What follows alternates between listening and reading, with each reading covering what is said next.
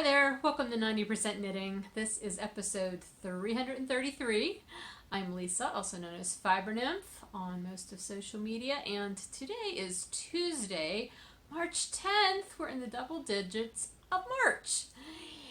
I realized I should have recorded this podcast last week. That was my plan because it was the first week of the month, but it didn't happen, obviously, and that's because I had a show last Saturday, and I was just totally consumed with getting ready for my show last week. There was just no extra time to do anything podcasty last week. So it's this week. Hopefully that's okay. Did you miss me? I missed you. I kept thinking about things. Oh, I need to remember to do this on the podcast. Oh, I remember I have to do that. Hopefully I'll remember it all. But anyway. So hey, we'll talk about my hair later, because that's a whole other issue.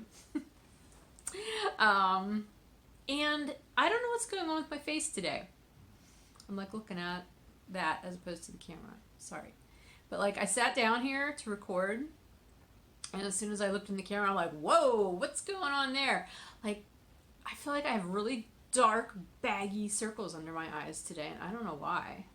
I mean, I'm fairly well rested, and I'm not sick, but I ran in and I put a little bit more concealer on because they actually look a little better than they did a few minutes ago, but wow, I don't know. Maybe it's just the light out here. I haven't recorded out here in the porch room in quite some time, actually. It's been, wow, did I do the first episode in January out here? I might have. But I know it's been quite a while since I was out here. And look, my reindeer from Christmas is still sitting here. I have to put him away, I guess. I have not been spending very much time out here in the porch room. This is where I usually sit and I spin, but my spinning wheel is sitting right here, not having been touched in at least 2 months. Probably not since the last time I was out here and I told you about spinning. So that's been quite a while. But hopefully I'll have time to do some spinning soon. Hopefully. Who knows? Hey, let's talk about what we're going to talk about today. Since it's been 3 weeks-ish now since I talked to you, at least, probably. And I do have my computer sitting behind the camera, so that's why I'm going to be looking down here for a minute. I've got some finished objects to share with you. I've got some works in progress. Well, actually, not really. Well, kinda. I'm not sure what to call them. We'll talk about the 20 and 20 challenge. I have some drawings for you today.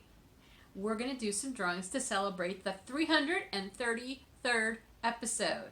Because I thought you only have a 333rd episode once ever, right? Of the same thing. So I have 3 drawings that I'm going to do for you guys for the 333rd episode. So we'll talk about that a little bit later. And I've got a couple of new things to tell you about. I've got some 10% to tell you about, which is where we'll talk about the hair issue. I feel like the hair is maybe the elephant in the room today. And what else? Oh, and then shop news, because there will be a shop update this coming Saturday, the 14th, which is Pi Day. 3.14 Pi. And I do have my new Pi Day colorway that I'm going to be debuting for you guys this Saturday. So we'll talk about that when we get there. I've got all kinds of good yarny stuff to tell you about for that. And I also have the February monthly Makes Chatter winner to tell you about. I'll tell you a little bit about my show last Saturday. And a couple other tidbits. So we'll get to that when we get to that. But let's start at the beginning here with finished objects. And the first one is one that I'm wearing, and I'm going to tell you about it now because it's really hot in here. It was chilly because it's not cold today. It's in the 50s. We've had such warm weather. I think winter's done. I mean, we could still get a freak snowstorm here because it is only March and it's southwestern Pennsylvania, but it's been really warm lately. So anyway, it's warm, but it's chilly out here in the porch room because this is not an insulated room. So I came out about an hour or so ago and I turned the heat on. We have electric baseboard heat out here. And I turned it on and woo, I walked back out here once I was ready to record and it was boiling. So I turned it down, but I'm still a little warm. So let's talk about this so I can take it off. This, I know I showed it to you when the weave, I'm pretty sure I showed it to you after it was off the loom, but I don't think I had it completely finished. So this is the Houndtooth scarf, well, cowl, that I wove on my Ashford Rigid Heddle, the 10-inch sample-it loom. And I wove it using my Fiber Nymph Dye Works Ridgetop fingering weight. That's my non-superwash, as the warp in both the wisp colors and the wisp and soot. And then my warp was my mountain tweed in wisp and soft black, which is very similar to soot, so they went together pretty well. Anyway, so it turned out great. I love all the little tweedy flecks in here. I got it off the loom, and then I seamed it together to make the cowl. And then, like I did with that other cowl that I made several months ago now, I left the fringe, but that's what I think maybe you didn't see. I just hadn't had the fringe trimmed yet, maybe. I don't remember. But it's trimmed now, and I did have it as a sample at my show. I will say this version is a little less drapey. Well, it's drapey, but in a different way, because it's fingering weight, and that other cowl that I made a while back was out of some DK weight yarn. And so it was fluffier. This one isn't as fluffy. This is a little more delicate. So it takes a little bit more playing with it to get it situated right. But I like it a lot. I had it on my mannequin at the show, and it was kind of fun. And everybody's like, ooh, that's woven. I'm like, yes, it is. So this one turned out a little longer than the original one that I did. This is my own concoction. I mean, it's a houndstooth, and you can go to my project page. I have all that information there. I've told you about it before, like I think I even maybe linked on my project page to Grace from Babel's Traveling Yarns, her video that talks about how to do houndstooth. I think that's on the project page. I'll double check. But anyway, that's all there. I'm not going to repeat that today. But as far as the seaming and then making this cowl with the fringe here, this is my own thing. Like, I didn't see one that was like this. I just sort of did this myself. I'm not saying it's an original idea. There probably are other cowls out there like this. You know, woven cowls, whatever. But it's my thing, and I enjoyed making it, and I like having it as a sample. And I really love it. And I kind of wish I had like some sort of silver pin. Like, I've got shawl pins, but I don't know that I could put a shawl pin on this without damaging the fabric. You know, but I think it would look really pretty with just a pin, just accenting it, not really to hold it together, because it's a cowl. It stays together by itself. So anyway, but that's how it turned out, and I'm really happy with it. And I'm going to take it off now because it's quite warm out here. That feels better. Yeah, so anyway, I love the fringe. All right, so that is the first finished object. The second finished object that I'm going to talk to you about is the sweater. I did get it done in time for the show. I'm going to pause the video and do a wardrobe change so that I can actually show this to you and talk to you about it while it's on me. So hang on, I'll be right back. Here we are. This is the identification tag for whenever I, telling people what the pattern in the yarn is. That's why it's hanging there. I just didn't want to take it off. So this is the Seamark, and I'm sorry, I had to like put the camera way over on the other side of the room so that I could get the whole upper body shot going here. So hopefully you can hear me okay. Anyway, this is the Seamark cardigan by, I think, Rachel Brockman. My computer's down here now. Sorry. It's a Brooklyn tweed pattern. I'm going to tell you the things that I really like about it, and the things that I'm not happy with, and some modifications that I made. I already talked to you a little bit about modifications, like I modified the sleeves. I did my sleeve decreases slower, or increases, I guess, because you're working cuff up. I did fewer of those, and I'm very happy with that choice. It fits so much better than I think it would have had I made the sleeves the size they were supposed to be for the size of the sweater. What else did I modify? I already told you about the split. I did not make the back as long as it was supposed to be or the difference between the back and the front. It's only about an inch difference instead of like 3 inches or something. And the other thing I ended up changing, and I have to get closer to you for you to see this, is the neckline. This was supposed to be a rolled edge. So the last 4 rows of the neckline were supposed to just be stockinette so it would roll. I did that originally and I didn't like it, and so I ripped it out and I just bound off, and I like it a lot better. I'm sorry, the lighting in here is not perfect for you to be able to see it because there's a lot of shadows, but I'm doing the best I can.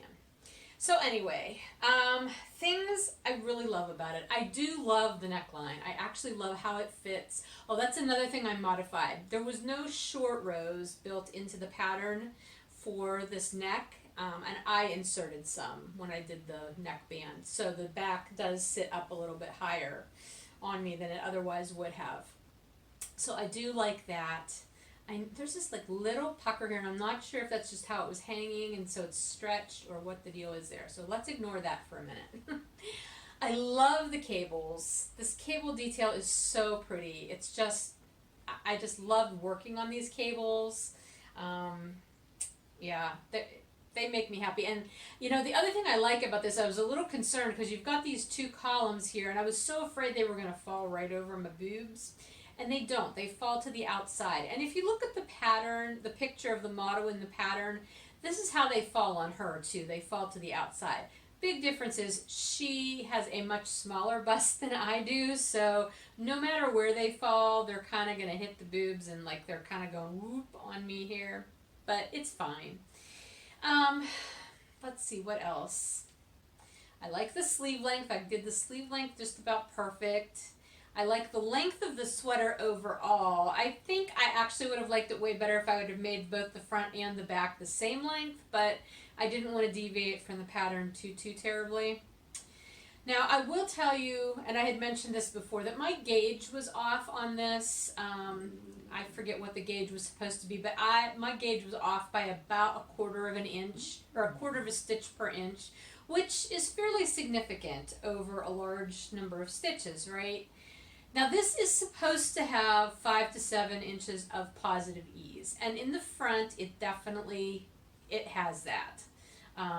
I believe the front fits probably the way it's supposed to fit, and that's fine. I kind of like sweaters to have a little bit of blouse to them in the front because like I said, well, I've said this many times, I carry my weight like right here in my upper tummy, so I don't like things to cling to me there, so having this drape from my boobs on down is comfortable for me. I like that. The problem, and the biggest thing that I don't like about this sweater, is you can see how blousy it is. Check out the back.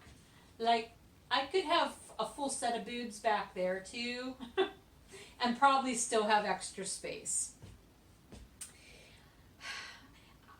I like, this is one of those things that as you're knitting, you're like, I don't know if that's right. I don't know if this is going to work. And then like your other part of your brain is like, it'll be fine. You can block that out, whatever. And I was so careful when I was blocking the pieces of my sweater before I seamed them, because I didn't want to stretch the back out anymore. But it didn't shrink up. Actually, what I did was after I dried the pieces, like after they were dry most of the way, there was maybe I'd say they were 90 to 95% dry. I took them and I just threw them in the dryer. Because this is my Ridgetop DK weight, okay? So this is not superwash. But I knew I wanted to snug it up a little bit. And that did help. That helped even things out a little bit. But it certainly was not going to mitigate all that extra fabric in the back. At that point, however, I did not have time to do anything to fix the back. Because really the only way to fix the back the right way would be to completely reknit it. I didn't have time for that. And this is all seamed together. It is not getting a new back, ever. But I do have a plan for it later on. But as far as having it ready for the show to be a sample, it was fine this way because this goes on a body form hanger kind of thing. And which any of those things, if I make a garment my size, are not going to fit on those hangers or my mannequin because they're all much smaller. So what I tend to do is I put them on the hangers, these body form things, and then I kind of gather the fabric together. Oh, see, now that looks much better. But look how much fabric I've had to gather. Like, that's a lot. Yeah. So anyway, I just used a clothespin, you know, and gathered it together to keep it on the hanger as much as anything else. And so it was fine. It worked out fine for the show, for the sample. And it's probably going to remain that way for at least my next show as well. Because I don't know that I'll have time to do anything with it other than that. But what my plan, my long-term plan is for this is I'm going to take the collar out, or, you know, this collar band. I'm going to tear it out, and I'm going to steek down the back of the sweater, and I'm going to chop out about 5 inches of fabric. And then I will just mattress stitch it back together. There will be a seam down the back of the sweater. I don't care. That's fine. Because it'll still have positive ease, so it's not like that seam's going to be really boinking out or anything. And then I'll, you know, re-knit the collar, which I hope I can do it as well as I did this time, because I really, really like this collar. I did such a good job, if I do say so myself. Anyway, that will take care of that extra fabric. There's just no other way to fix it other than completely re-knitting it. And again, I'm not going to re-knit it. But I will cut a chunk of it out, and we will have a, you know, a sweaterectomy. If you remember back when I knit my hero cardigan, which was originally, I think, supposed to be a pullover, but I turned it into a cardigan, so I put steek stitches in. My gauge was totally off on that. This is a recurring theme for me, and I ended up, when I did the steek, I steeked like 5 inches out of the front of it. It worked fine. Now, taking that much out of the back is going to take my side seams and move them towards the back a little bit. But again, because this is such a blousey sweater to begin with, I don't think it really is going to matter. I will say what I learned. Well, I've learned a lot of things in this project, but what I did learn in doing this, and having all this extra blousiness, I feel like this kind of fits the way a boxy sweater, like one that's meant to be a boxy sweater, would fit. And the thing that has always kept me from knitting one of those for myself is I don't like something that's this oversized. I want it to have some sort of shape, which, it's funny, there is waist shaping built into this sweater, and I did the waist shaping, but you can't really even tell because it's so big. But anyway, I've always heard that the key to a boxy sweater looking like it's meant to, like it fits you versus just being big and sloppy, is having the arms fit well. And I will say the fact that these arms do fit me super well is making the difference between like this just looking like a big green sack on me. I think, I mean, you might think it still looks like a big green sack, and you know, valid, it's fine. But I think it could be way worse. Like, if these sleeves were as oversized as they would have been if I would have followed the pattern, this just would look sloppy on me. Now, I'll say I don't have any plans to wear this sweater probably this year because, again, really warm temperatures. I don't think it's going to get cold enough for me to wear it. But I'm not going to be wearing it until I fix the back anyway. So hopefully next year I will be able to wear it. But otherwise, I'm really happy with it. Like, I really, really like it. Oh, I will tell you 2 things I goofed up. One, when I was putting the side seams together, I totally goofed and I like seamed what's supposed to be the split hem. I had them seamed together, so I had to pull those out. That was just silly. But the other thing was when I was blocking the sweater, I had all the pieces. I'm going to come up this close just because you have to see something. Had everything laid out, and my husband was in the back of the basement with me where I was doing this, and I was looking at it, and he's like, "What's the matter?" And I said, "Something doesn't look right." And we're looking at it. I said, "I miscrossed a cable," and I did. This cable right here was miscrossed. You can't tell now because of magic, but yeah, it was totally miscrossed. It was, you know, this part that's going under was actually under here, or over was going under. So he's like, "Oh, I wouldn't have seen that. Nobody will ever notice." I'm like, "Okay, you wouldn't notice, but like knitters would notice." I said, "I have to fix that." But I wasn't sweating it because I knew, here, I'm going to sit down on the table here while I talk to you. I knew I could fix it surgically. I'd never done it before, but I did know that it's possible because I remembered reading a blog post by the Yarn Harlot one time where she found the same kind of error in a sweater after the fact and wasn't going to reknit it. And she, you know, cut and did it. So anyway, I did that. It went fine. I had no issues doing it, even though I'd never done it before. It was very similar to cutting in for an afterthought heel, like, you know, like an actual afterthought heel, not one that has waste yarn. So the cutting in part wasn't really a problem. And I was very careful and slow and did what I needed to do. I did actually take pictures of each step in the process. I don't know if I'll be able to put them in here, like in the video. I may post them on my project page and like write an explanation for what I did so you can see. But I just used a DPN and stuck it in there like 2 rows above the mist crossed cable. I snipped the row right below it in the center so I could pull it out going both ways, and then dropped one more so that, because that's the row where the cable was crossed wrong. Pulled that one out, put the stitches back on 2 DPNs and crossed them the right way, and then, you know, used some extra yarn to reknit it in and then grafted it shut, and it was fine. I was very proud of myself for doing that, having never done it before. And I mean, obviously, like, I'm telling you that this has been done that way, and so if you looked at it, I'm sure you could see, you know, signs that has been done to it. But I think anybody just looking at the sweater real quick would never know. So I'm pretty happy with it. So that's everything I really have to tell you about Seamark, I'm pretty sure. And if you thought I was hot in that cowl, I'm super, super hot in this sweater. So I'm going to take this off now and get back into my other outfit. Okay, and because I'm apparently a glutton for punishment, I have put on yet one more item to show you. But back to the Seamark just for a second. All the details, like the yarn and the needles and everything, that's all on my project page. So I didn't go over that again, super detailed, this time just because I've talked about it several other times. But you should be able to find all that information on the project page. Okay, moving on to this one now.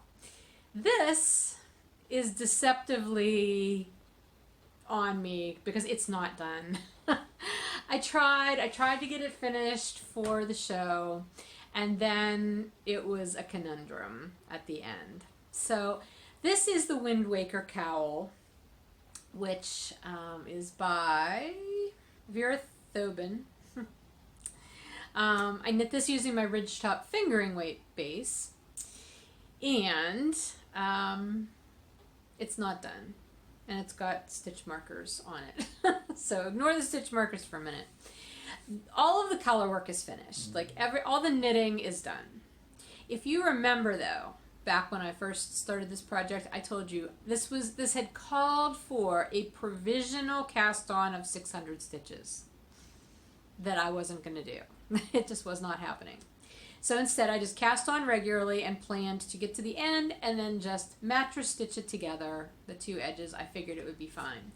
So I finished the cowl, I blocked it, it looked beautiful. My husband even commented on that. He's like, oh, that color work looks really pretty. And he never says stuff like that.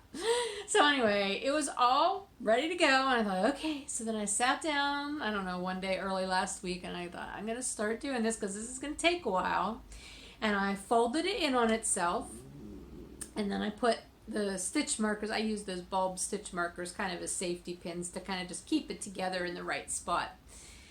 And I started doing the mattress stitching, and I probably did maybe a section of this long. The other thing is, this thing is freakishly long.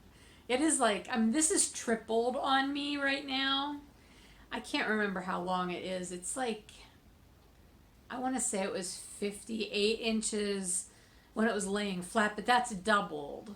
So 116 inches in circumference. It's super long.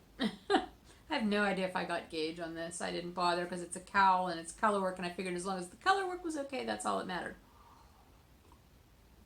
Okay, so anyway, I started doing the mattress stitch, and that was going fine, but what it was happening is what happens anytime you seam using mattress stitch.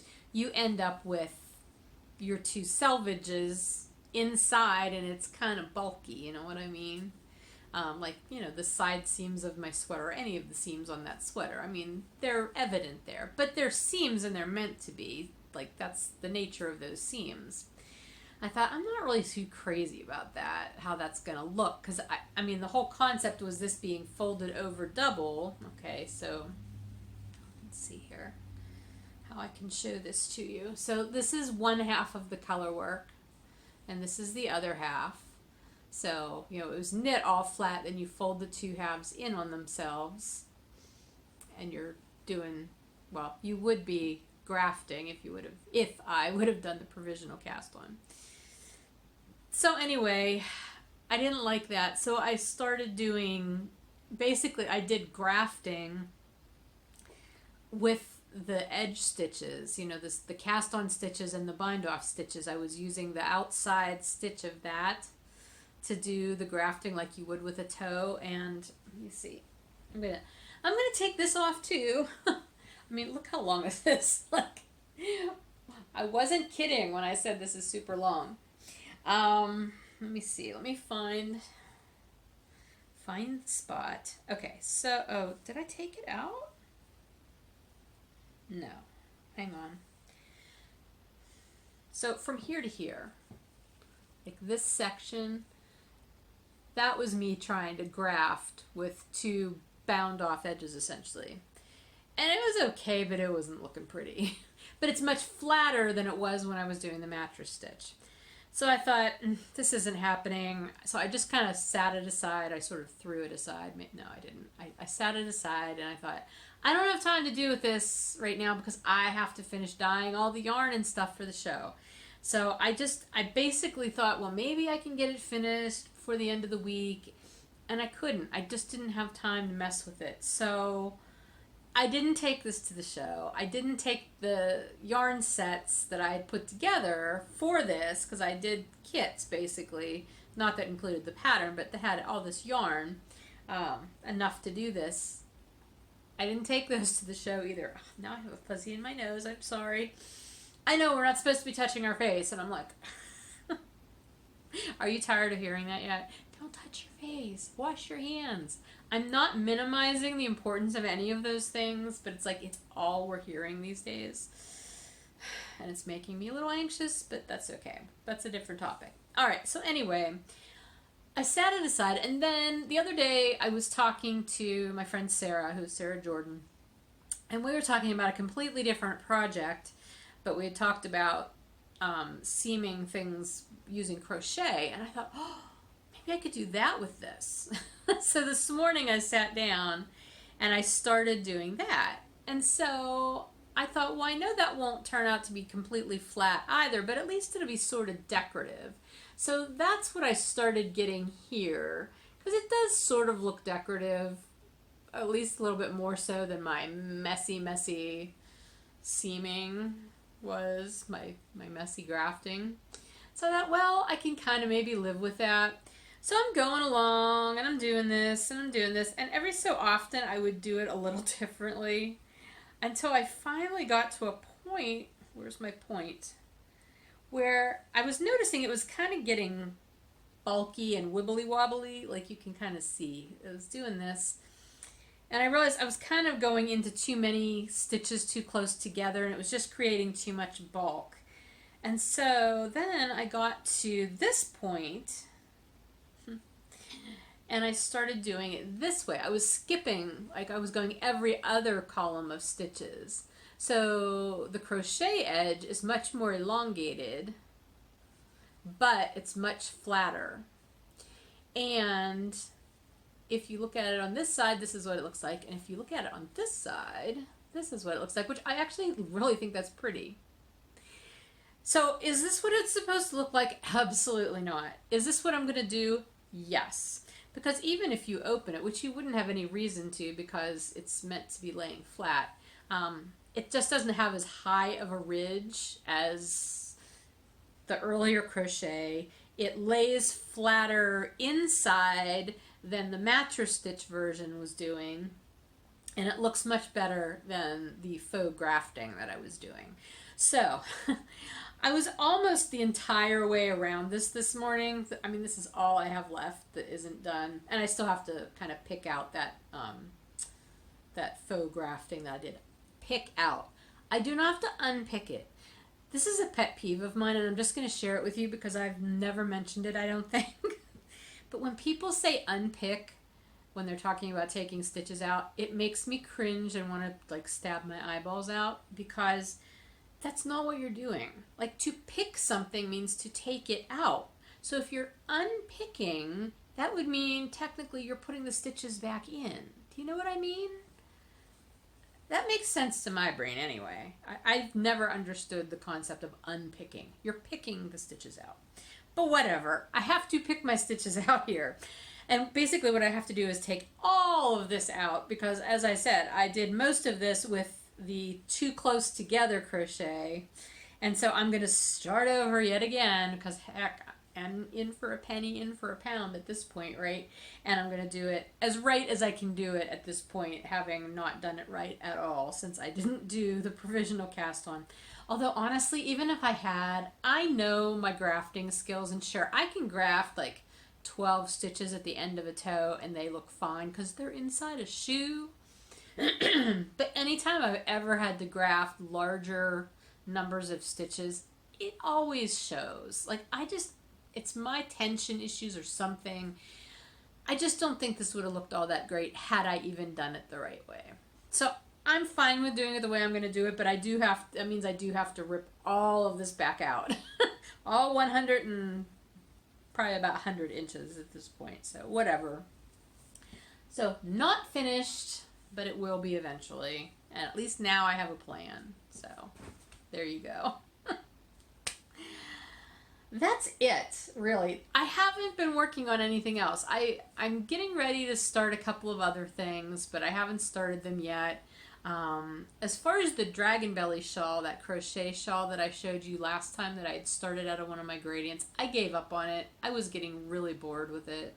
And I thought, I'm not sure I'm going to like this in these big chunks of color. I think I do want to try it again though, but I want to use self-striping yarn for it. I think that might actually look way better than a gradient. So I may try that again, but that one I was doing, it's not going to see the light of day. I'm going to rip it out. Yeah, other than that, that's it. I have a couple of other little things that I'll show you, but they're not until we get to the shop news segment. So samples of new colorways.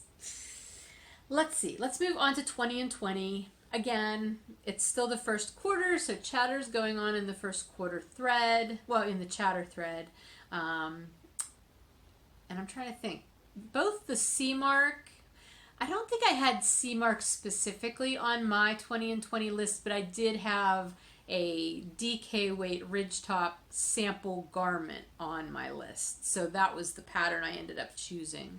So technically that's one of my 20 and 20 items, and I did have the Wind Waker on my 20 and 20 list. So both of those are things from my 20 and 20 list. How are you guys doing? Are you doing okay? I've been having a lot of fun watching your projects. You know, some of you are really making a lot of progress on your list. So go you.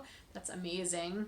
Yeah, so keep it up. Like I said, that's through the end of March. The first quarter ends at the end of March, and then I will open the list threads again for those first 2 weeks of April, and you can update your lists and make whatever changes and mark off things finished that you were able to finish in the first quarter. And I will do first quarter drawings at the beginning of April as well. So there's that. But I did promise you that we were going to have some drawings this time too, in honor of my 333rd episode. Okay, so for the 333rd episode, the 3 drawings we're going to do, I went stash diving into my personal stash, not Fiber Nymph Dye Works yarn stash, but like, if you've been watching for a while, you know that over the past couple years, I've really purged through a lot of my stash yarn. I've gotten rid of a lot of it. Some of it I destashed, some of it I just donated, but the stuff I've kept is stuff that I really love. However, I've got way more yarn than I'm probably ever going to knit in my entire life. And so I kind of feel like I need to start maybe purging it a little bit more. Not in a I don't like you yarn, go away kind of way, but I love you and you need to go to a home that's going to actually use you sooner than I can use you. So that is the yarn that you're going to be able to win through these drawings. So I've got 3 different sets of yarn here. So each drawing will be for one of these sets. Actually, it's going to be one drawing, and when you enter the drawing, you're going to both have to answer the prompt, because there's always a prompt, right? So answer the prompt, and then also in your answer or in your post with your answer, let me know which yarns you're most interested in. Like if you don't care, you'd be happy to win any of them, you don't have to specify. But if there's like one set that you're like, oh, I wouldn't really use that, just let me know that in that post, and I'll make sure that I don't draw you as a winner for that particular yarn. Does that make sense? I'll write it all out in the drawing thread, but hopefully you got the gist. So the 3 yarn sets that we've got here, the first set is 2 skeins of Patton's Croy sock yarn, and this is the Dad's Jacquard colorway. So you can get a pair of socks out of those. I love these colors, but again, so much yarn, so little time. So some Patton's Croy. The next set, I've had this yarn for a very long time, and I love this yarn. I've made a scarf, at least one scarf out of this in the past, but it's this yarn. It's called Kaya. It's a Crystal Palace yarn. I don't even know if it's still on the market. Like, it could be retired or discontinued or whatever, but I have had this colorway, these 3 balls, in my stash for ages with plans to, do another scarf or a cowl, and I just haven't. But I love this yarn. It's so pretty. Whoops, sorry. There's something on my lap crinkling. It's so pretty, and it's so soft.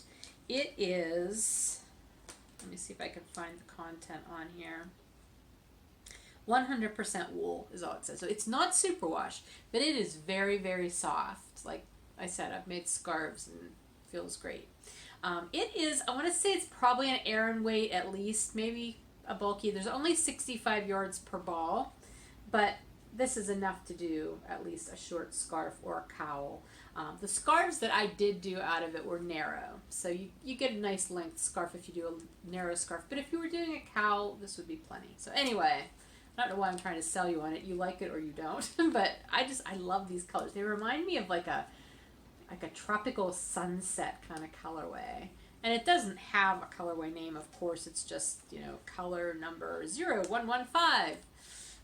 But anyway, so that's your second set. And then the last set is 2 skeins of the Fiber Seed yarn in their Sprout DK. And this is a set that comes with this cowl kit. And this cowl kit, I don't know if you can see it, this is a cowl that is a planned pooling kind of project.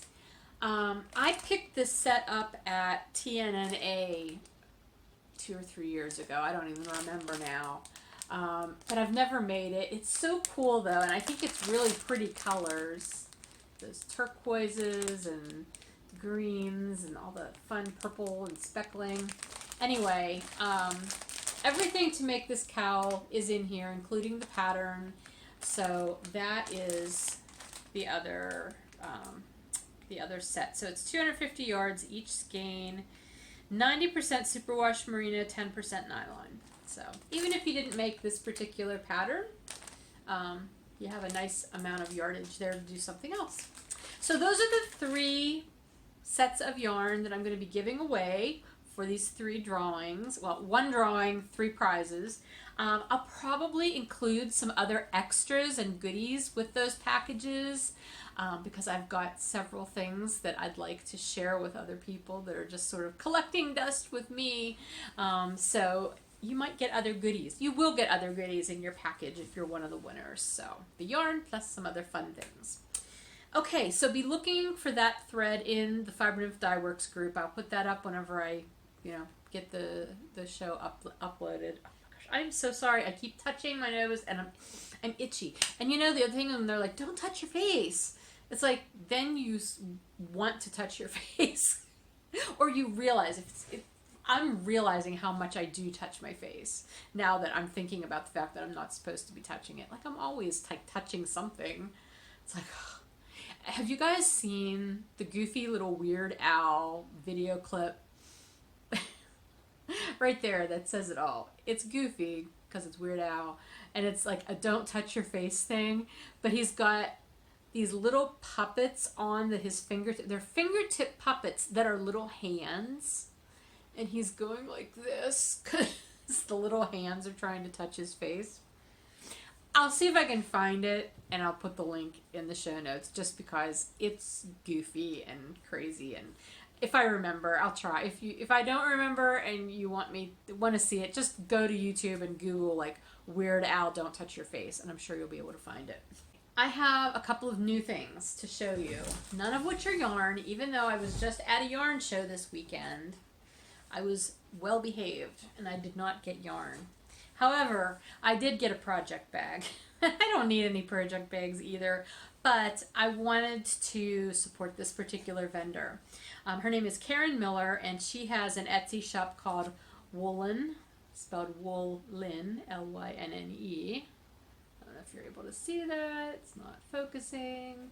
I will link to her shop in the show notes, although I did go to it earlier today, and she has it in vacation mode, like on a break right now, so I don't know if she just had it that way since she was at the show, but she hasn't reopened it quite yet. But her bags are lovely, and what's really fun is Karen is the daughter of a woman who I used to work with at the yarn shop, the local yarn shop that I worked at many years ago. It's her daughter, so that was a really fun connection, and her mom was there, so I got to catch up with her a little bit. But anyway, her bags are so well made and so beautiful, and this is the one I got. I love this fabric. Look at these socks. Socks on the clothesline. And they're all, she calls them bucket bags. So they're gusseted and they're lined. I'm going to say that's like it's probably a canvas, like a light canvas maybe? I'm not entirely sure. But it's called the Maker's Bucket Bag. Spot clean only. And it's quite roomy. There's definitely enough room in this bag to hold at least, like, I'm going to say, like a nice size shawl project would fit in here. Probably a little too small for a full-on everything for a sweater project, but anyway, it's a very nice sized bag. Look at, here's my head, here's the size of the bag. It's got a nice little loopy in here so you can clip things to it, or you could probably like thread your yarn through there if you wanted to. And then it's got the drawstring, the single drawstring on one side, with the bead that holds everything in place, and then this kind of becomes a handle. Isn't that cute? Oh my gosh! And see, the whole handle is secured by this little thing. I think this design is just wonderful, and like all bags like this will, I'm sure, tighten up over time as the fabric gets worked a little bit, but even still, like, nothing's gonna fall out of there. So anyway, it was funny because I had just had a conversation with somebody about bags, and they're like, do you need any project bags? I'm like, oh my gosh, no. I have more project bags than I could ever need. I don't need any project bags. What do I do the very next day? I buy another project bag. But I had a reason. I had a really good reason. So anyway, project bag by Woolynne, who is Karen, and I'm sure she doesn't watch this podcast, but in case she does, hi Karen, it was so nice to see you. So yeah, so give her shop a look. Like I said, I don't know when she'll be reopening it, but hopefully soon, and check them out because she had lots of fun fabrics and everything there. But I had to get the socks. All right, the other new thing I have, and this was really just sort of an impulse purchase, is the book 51 Yarns to Spin Before You Cast Off by Jacey Boggs Faulkner. Jacey Boggs Faulkner. I'm sure you've heard her name if you're familiar with spinning. She is the editor of Ply magazine. She may be the publisher of Ply magazine also, to tell you the truth. Well, it's Ply Publishing, so I'm going to say, yeah. Anyway, this came out in 2018. And if you watch, I can't remember the name of the podcast now. I want to say Fiber something. No, Tiny something. Oh gosh, I can't remember. I even looked it up the other day because I put my show notes together last week when I was originally going to record. Shoot, who is it? Tiny... I'll link it. Anyway, she was doing videos, spinning videos for a year or so on all these yarns that she was spinning. And I'm pretty sure it was from this book. Unless it was in a magazine also. It might have been an issue of Ply. I don't know. But I knew what it was about, and so I wanted to get the book. And the whole reason I ended up getting the book was because Ply was like, hey, don't you want to renew your subscription to our magazine? And I'm like, well, yes, I do, Ply. Thank you for reminding me. And they're like, hey, do you want to buy other stuff too? And I'm like, of course I do. You caught me at a weak moment, Ply, because I was having like a really bad moment at that time. I think I was having a trying week. Like, yes, let's purchase things. That makes everything better. Consumer therapy. Anyway, so basically what it is 51 different yarns. So there's class. So the class of wool. So the first 7, I believe, are like fine wool, medium wool, long wool, down wool, double-coated wool. Double-coated wool counts as 5 through 7. I have not read anything in this book yet, but that's what it is. So anyway, then basic and true. So it's different types of spinning. True woolen, true worsted, semi-woolen, semi-worsted, and so on. And then different types of like tail spinning, fiber U processed, low twist singles, chain ply, different types of structures, colors. So doing fractal spins, tweed spins, butts and tips. Oh, okay, spinning from locks, I guess, yeah, I understand what that means. Anyway, so it's cool. I hope, I don't know that I'll work through it from beginning to end, but I think it'll be a fun challenge, a very informal challenge. I don't know, do any of you guys have this book? If you do, let me know, and if you want to like maybe work through things together, or maybe we could start a thread in the group, and, you know, just talk about what ones we've done. It doesn't have to be anything super organized or official, especially if you've already been starting through it. But it might be a fun thing to have somebody else to talk about it with. And I think that's everything for 90%. Okay, so 10%. Let's talk about my hair, because I know everybody wants to hear about my hair, right? You can totally skip this if you don't care about my hair.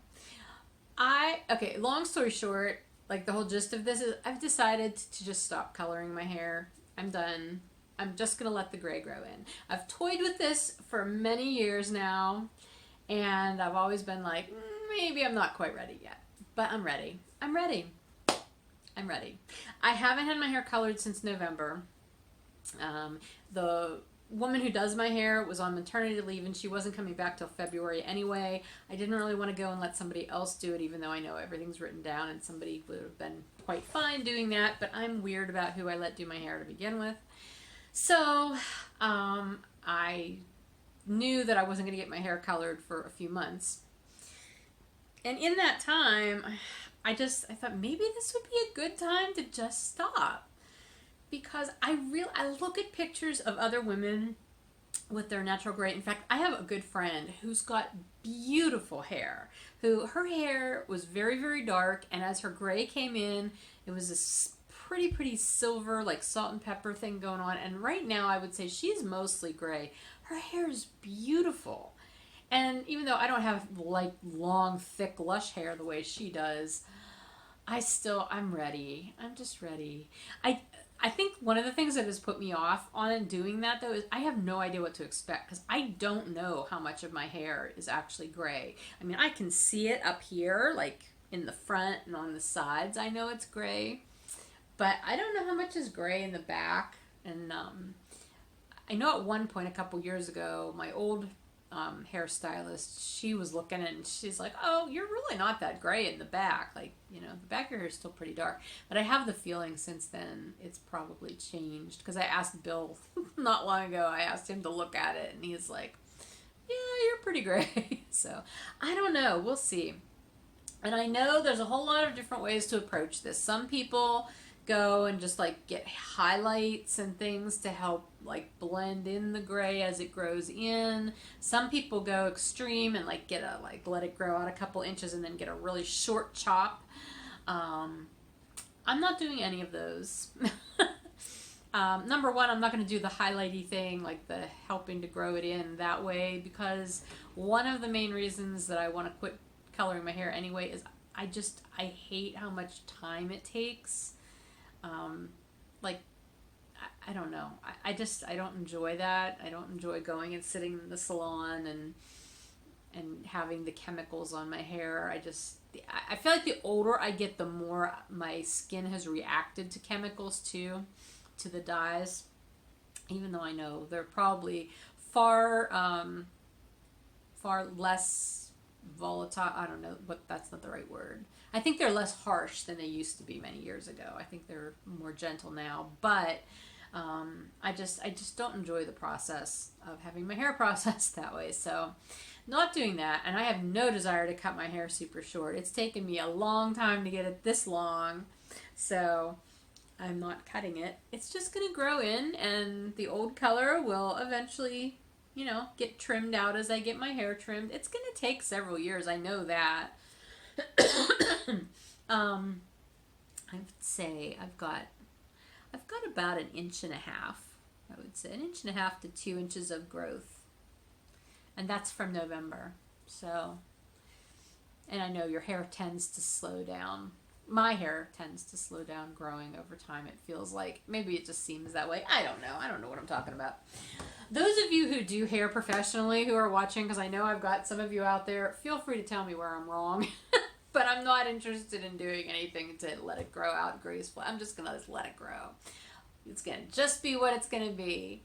But yeah, I keep looking at these different Instagram accounts. Like, there's Instagram accounts women have created specifically to chronicle their gray hair, growing their gray hair out, which I find fascinating. I'm not of a mind to do that, but it's interesting to watch, and they're just all so beautiful. I love seeing all of the different phases and stages of hair growing out. So I think it's going to be kind of interesting. I do still have some of the overtone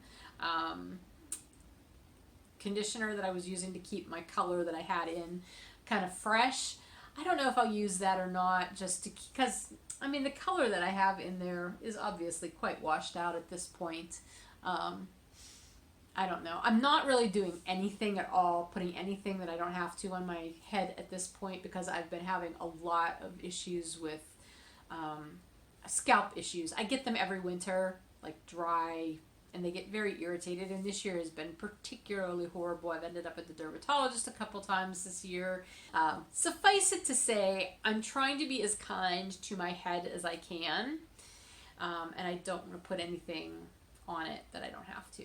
And I'm also trying to avoid like even using the hairdryer or the curling iron, which is why it's as curly as it is today, because I haven't done anything to it other than I put like a leave-in conditioner on it just to kind of get the curls to behave a little bit.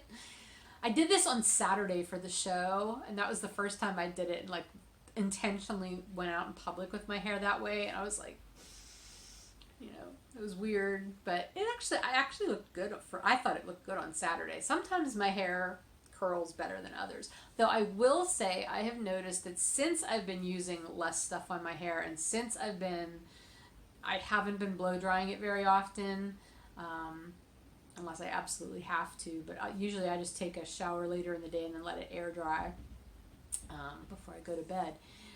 But since I haven't been really doing anything, my curl has bounced back a lot, no pun intended. My hair is feeling a lot curlier than it has been for quite a while, and it feels sort of healthier. My hair does. My scalp is a hot mess right now, but my hair feels great. So I'm kind of liking it. Like, I miss my hair though. I miss my hair of my youth, because I used to have fairly thick, voluptuous hair. It's thinned. I know that's a normal thing with aging. Your hair, some people's hair thins out. Mine definitely has. It's one of those things you don't appreciate until it's gone. Anyway, yeah, so that's my hair story. All right, so what else? Still eating my plant-based diet. Let's see, a couple of recipes I did. I found the biggest hindrance to doing new recipes ever, but especially these recipes, is time. And like the last couple weeks when I've been so busy, and like I find it really, really difficult to just throw together a good plant-based meal at the end of the day, unless you just have a salad, or just have, a salad, or or a non-meat meal, and like, something, macaroni and cheese. Like, I don't want to eat that kind of stuff. I want to actually cook something. Stir fries, I've found, though, are really good, fast, easy meals to make. And I can make that, like, with all the veggies and everything. And then I can cook meat separately from my husband, and he can have the two together. And I can just have all the veggie and, grain-related part of it. So that's good for a quick meal, I found. But two new recipes that I've tried in the last couple of weeks that I really, really love. One was for a mushroom stroganoff, which I love mushrooms. And the other was for a butternut squash enchilada casserole, which was amazing. Oh my gosh, I loved that so much. My husband wasn't super crazy about it. That meant I got to eat all the leftovers from my lunch for a few days. I will link to both of those recipes because they were both online recipes. I have been trying to get my yoga in here every once in a while. It has not been super regular. Again, super busy last couple of weeks. But this week I did do it yesterday. Hopefully I'll get it in today. We'll see. But honestly, my biggest struggle has just been being super busy again. And I'm hating being as busy as I have been. And I need to get a grip. I need to just get it under control again so that I can be working at a better pace than having to rush and be busy all the time. Because rushing is violence, remember? Rushing is violence. Anyway, okay, so that is everything for 10%. Let's go into shop news, shall we? I have the February monthly makes winner to announce, but I'm going to do that after I tell you about the shop update stuff for a reason. Just hang tight. Okay, so first of all, I did have a show last Saturday. It was the Rags Fiber Fair in Delmont. Several people came through the booth who said they watched the podcast, so if you were one of them, hello, and thank you so much for coming by. I always love getting to meet people at my shows who see the podcast, or our customers in general. It's always nice to see you. Put a face with a name. So anyway, I am having a shop update this week. It'll be on Saturday this time, and it will be in the morning at 10 a.m. Eastern. We just had our time change, and I can never remember if this is now Daylight Savings Time or Eastern Standard Time. Whatever. It's 10 o'clock Eastern Time will be the shop update. And I have some new colorways coming. Here, okay, I have to... I'll just grab the whole basket and bring it over here. Okay, so I have been promising you a pie colorway, a new pie colorway for this year. And I do have it. I didn't put it on a blocker for you, though. Hang on a second. Let me do that. So, I am going to have a couple of other pie colorways, like old pie colorways, previous pie colorways in the shop, too. But the new one looks like this. And I'm calling this shepherd's pie, which is a pun because it has absolutely nothing to do with the dish shepherd's pie, which I will say I love. And I'm kind of sad that I'm not eating meat anymore just because I do love shepherd's pie. I'm not missing meat very much, but that's one thing I will miss having. No, this shepherd's pie is all about the colors of sheep. So Okay, for those of you who maybe have never seen my pie colorways before, they are based on the striping pattern. The size of the stripes is based on the numeric concept of pi. So the non-repeating decimal 3.14 blah blah blah blah blah 14159 3 9 2. I'm looking at the stripes trying to remember. I don't know. Anyway, you would think I would know it by now after having wound it so many times, but I don't. Okay, so the stripes, the size of the stripes are relative to the numbers in pi. So let's say when you have a stripe that falls on a 1, whatever size that stripe is, when you have a stripe that falls on a 5, the 5 stripe is going to be 5 times as big as the 1, okay? Say if you have a 3 stripe, a stripe that falls on the number 3, like the very first stripe, that will be 3 times the size as a 1. So the first number is a 3, the second number is a 1. So you can see that tiny little gray stripe in there, that's the 1. And then we've got 4, and then 1, and then 5, and then 9, okay? It has nothing to do with how many rounds you're going to get in each stripe. Some people mistakenly think that. I wouldn't be able to judge that because I don't know what your gauge is, and that would also vary between the yarn bases. So that's not it at all. It's just a relative feature of the yarn to the concept of pi. So in that respect, a skein of Pi Day yarn will never repeat. Like, you will not be able to get a pair of matching socks out of a skein of Pi Day yarn, okay? Anyway, so this is my my shepherd's pie Day colorway. And it's turning the colors weird, plus the lighting outside is weird. Sorry. So these are all representative of colors of sheep. Okay, so obviously white. There's like all kinds of, I won't say white, natural colored sheep, the light naturals, okay? And then you've got your more black, darkish colored natural sheep. And then there's sheep that are reddish. There's like Navajo churro are reddish, there's reddish Shetland sheep. And then there's the ones that are kind of the mottled, so they've got like the white and the black and like kind of a tannish brown color in them. So this stripe is a variegated stripe. And then there's this silvery stripe in here, kind of think Gotland, okay? So I basically, none of these stripes correspond to any one specific breed of sheep, but they're representative of all of the beautiful colors that you find in sheep fleece. So that's the explanation for this, but I just loved the play on the name shepherd's pie because it's not related to the kind with mashed potatoes and beef and peas or lamb. Sometimes it's made with lamb, which is probably where it got the name shepherd's pie. I've always made it with beef. Anyway, so yeah, shepherd's pie. That is this year's Pi Day colorway. Here it is in the skein. This one I knit up on the, I dyed up on the Traveler's base. So this is sport weight. Here it is in the ball. So I will have this on several different bases. I can't tell you right off the top. I think Bounce, Bedazzled, and Traveler, I think, are what I definitely will have it on. I may have it on Heavenly as well. If not this time, I may have it like once again. Because I know there's some customers I have who like to get their pie colorways on Heavenly. So anyway, but this is the new colorway. It will debut on Saturday on Pi Day 3/14. So that is one thing that will be in the shop, as well as some past Pi Day colorways. I'm going to dye up some more Pie a la Mode, which was last year's Pi Day colorway. So that's different ice cream flavors in there. And do I have another one out here? I don't have another one out here to show you. I haven't decided.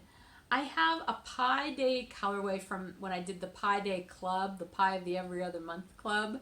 2 of those I have released into the shop over the years. The third one I never did, and that was called Pie in the Sky. I've had requests for it from people occasionally, but since I've never done it for the shop, I haven't wanted to release it just as a special order thing.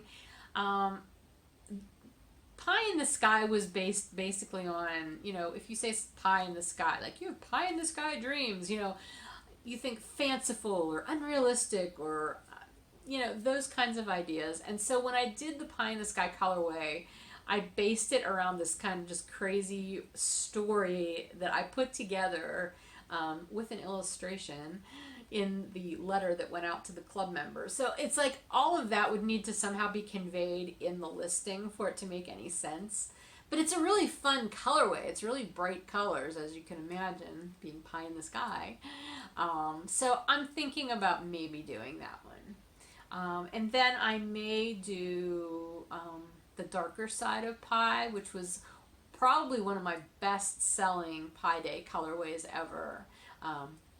Because I did the original Pie Day, then I did a second helping of pie. The original was a good seller. Second helping of pie, I mean, it sold, but like people weren't as excited about that. But then the darker side of pie, people were really excited about, because the first two were like legit pie flavors that you might actually make. The darker side of pie was like fruits that are poisonous that you would never want to make pie out of. So that was the darker side of pie. And I'm trying to think. I think it was maybe Boston Jen from the Downseller Studio podcast, who I think maybe just recently made socks using that colorway. I think that might be it. So I might do some of that. I don't know. Check it out. This definitely will be in the shop, obviously, because this is the new one. And then I'll have a few other pie colorways in limited quantities as well. So there will be that. I have another new colorway this week that I did not dye up to be a St. Patrick's Day colorway, but it totally works as a St. Patrick's Day colorway. It's actually inspired by a scene in Lord of the Rings. And I talked last time about my fascination with Lord of the Rings. You know, I'm a diehard fan. Anyway, this is called All That Was Green and Glorious. And it's a two-stripe colorway. It's a variegated and speckled stripe colorway, as you can see. Yeah. So definitely has a St. Patrick's Day vibe. Here it is on Mega. I will have this on several bases, by the way. Well, I'll have it on Bounce, Mega. I think that's another skein of Bounce. This is my Serenity 2.0 base, my Merino Bamboo base. I thought I had it, oh yeah I do. I have it on Bedazzled as well. So I'll have it on all four of these bases in the shop. And just for your reference, this isn't necessarily a line from the books, at least I haven't checked to see if it is, but it's definitely a line from the movies. It's from the Two Towers in the scene where Merry and Pippin are in Fanghorn Forest, and they're, it's after the Entmoot, and Treebeard tells them that they should just go back to the Shire, and Pippin says to Merry, he says, you know, maybe Treebeard's right, maybe we should just go home, you know, after all, we have the Shire, there's not much we can do with all the bigger issues. He's like, we have the Shire, and Merry says to Pippin, he's like, but there won't be a Shire, Pip. All that was green and glorious will be gone. And I just love that line. So this is in honor of the Shire, all that was green and glorious. So anyway, and hopefully still is. I like to think it is, because it was saved. The Shire was saved, but not for Frodo. Okay, I'm not going to go into that. Anyway, so that colorway will also be in the shop. And then, oh, I am also doing a restock of Color Play number 2 self-striping. There will be a restock of that on a few different bases. I can't remember all of them, but check the shop listing. And lastly, this will not be in the shop, but as like a ready to ship item, it will be in as a dye to order item, and that is my 9th anniversary colorway, which is the Customer Favorites 2020. Remember, I had that the survey out not long ago where you guys got to vote on your top 3 favorite semi-solid colors. I took all of that information and I gathered it up, put it together, and figured out which ones were the top 9 colors. And here they are. So I'm knitting this as a sample. It may end up being a mitt or something. I don't know, because this is on the cozy base, just because I needed to do it quickly. So here are your top 9 colors that you all voted for. We've got denim, magenta, aqua shock, warm honey, peacock, fuchsia, lime green, Ravelry, which this is a tonal colorway. It's not actually a semi-solid, but I included it because it was used in a lot of colorways, and you apparently liked it, and Merlot. So those are the 9 colors. This is not the order that they came in as far as like first place, second place, third place, because if that would have been the case, the first 5 colors would have included all 4 of these blues, which wouldn't have worked well. I had to space things out. So they're not in the order, but they are all here represented. So there you go. Here it is in the skein. I'm so happy with it. I just love these colors. You guys did a great job picking colors. Here it is in the ball. So what I'm going to do is I'm going to put up, for right now, it's going to be a limited number of listings because I want to make sure I can get them out to you. It's going to be dyed to order. I want to make sure I can get them out to you within the next 4 weeks, which is before I leave for vacation, as long as we still get to go on vacation. That's, that's kind of a crapshoot at this point with coronavirus doing its thing, but we're under the impression that we are still going to Ireland next month. So I want to make sure all of the dye-to-order items can be shipped out before I leave. And then I will have more in the shop after we get back. But I just don't want to offer more than I can get out before we go away. So this will be a dye-to-order item in the shop this week. Everything else will be ready to ship that I showed you. And that will be the shop update. Again, that's Saturday, excuse me, Saturday the 14th at 10 a.m. Eastern. Okay, now we're going to jump back to the Monthly Makes Chatter thread winner for February, because the Chatter Prize, bring my basket back over here, Chatter Prize winner is going to have their choice between 2 different colorways that I just showed you. You can either choose a skein of All That Was Green and Glorious, or you can choose a skein of my pie colorway, Shepherd's Pie. So these are your two prize choices for this month. That's why I had to do the shop update part before I did the drawing.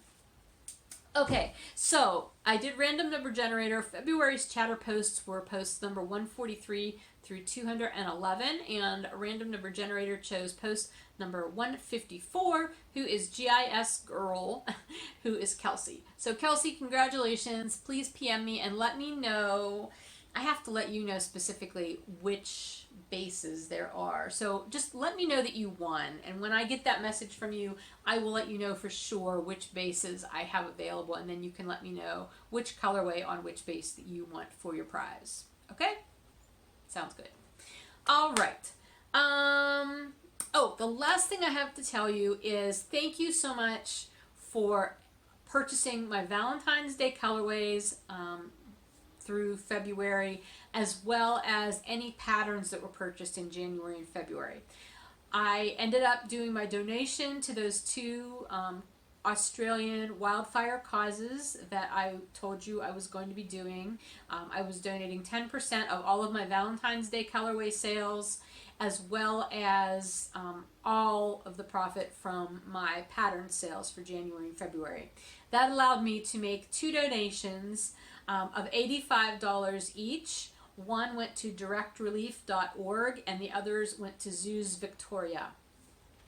Actually, the Zoos Victoria one, because the donation thing there was in Australian dollars, I had to do the conversion to make sure I was actually donating the equivalent of 85 US dollars, and in the process I totally overdid it, and so they got more money than the other one did because I goofed, but it's fine. It's for a good cause.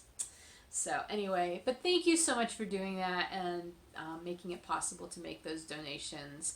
I realize that the fires are, I think they're kind of under control at this point, but I know that the devastation and the recovery from all of that is going to take a very long time. So I know those funds will still go to help people and animals in those areas who have been affected. So thank you. I think that is everything for today. I'm going to go and I'm going to process this and hopefully get it up in a timely fashion. Hopefully I will be able to come back and podcast again in less than it took me to do this one.